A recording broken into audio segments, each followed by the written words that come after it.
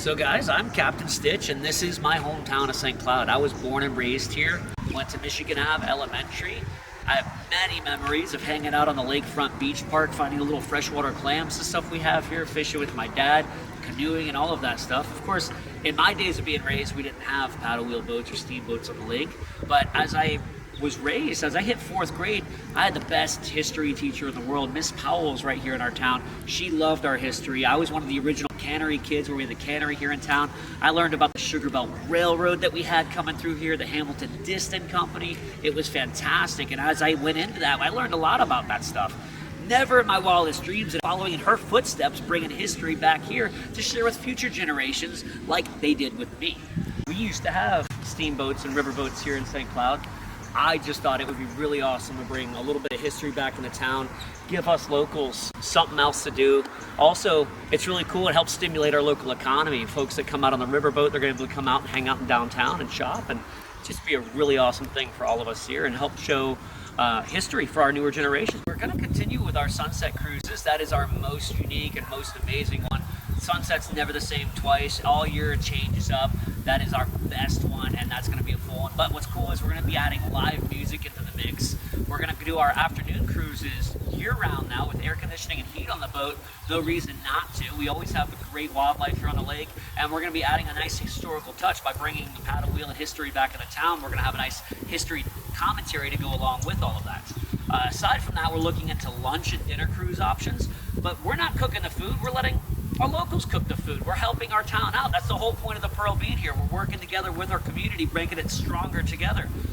Along with that, we're also going to have St. Cloud's most exclusive venue available to you and your friends. Birthday parties, weddings, all-inclusive type setups, catering, all this stuff. We can get this all lined up for you guys. You're going to have one amazing event.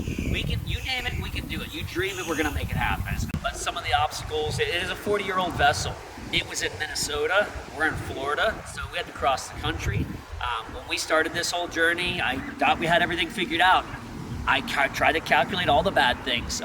As we came down the river, we ran into some mechanical issues. We had the paddle wheel itself, one of the shafts snapped. It was absolutely terrible, and a very expensive fix at that. Actually, we ended up rebuilding a whole new paddle wheel after the end of that. It's been crazy, hydraulic issues here and there, but some of that mechanical stuff is just to be expected, and we just consider it a business expense. The biggest hurdles we've had here lately is once we got the boat to Alabama, that was in June. It's been 17 weeks thus far. They're charging us $150 per day to store the Pearl. That's over $1,000 a week. We're over $17,000 in storage fees by itself.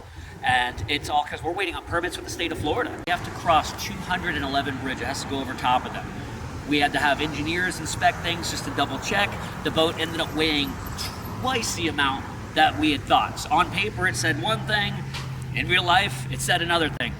She's 40 years old as of August. She gained some weight over the years, I guess. It is what it is. But definitely an extremely unplanned circumstance that has completely changed everything. And we didn't have any ideas of this until we got it to Alabama and pulled it out of the water and started dismantling things to prep for our ride here. And we find out, well, we're sitting a little too high on the trailer. We got to modify the boat more. Well, modifying the boat isn't exactly an easy task.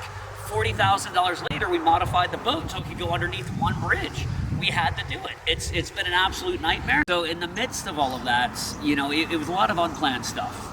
We'd factored, these boats were actually built to kind of be moved a little bit by vehicle. I mean, it's not exactly an everyday thing, but it was doable. We planned for some unplanned stuff, but a lot of this is extremely unplanned. It has been very costly. It's been a roller coaster of emotions. It's been unbelievable. Between losing sleep and just wanting the ball up and cry, I tell you what, I can laugh about it right here in this moment, but every day is a different day for us. It's been an amazing adventure. It's been an emotional roller coaster of all kinds. We got the GoFundMe kicking around. That is an extremely huge help. It definitely goes to a great cause. I got to get the Pearl here. I understand that, hey, putting money out there is difficult these days, especially putting money out there for nothing in return. I got you.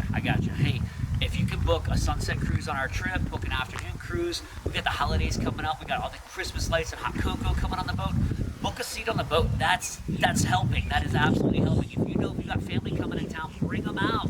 book those seats on the boat. Every little bit helps. This right here is where the Pearl's gonna be in just a couple of weeks. She's gonna be sitting right here. It's coming, guys. Book those seats. It's gonna be here. Nothing's gonna stop us. And it's all thanks to you and your help and the community strength. Let's do it, guys. Let's make it happen.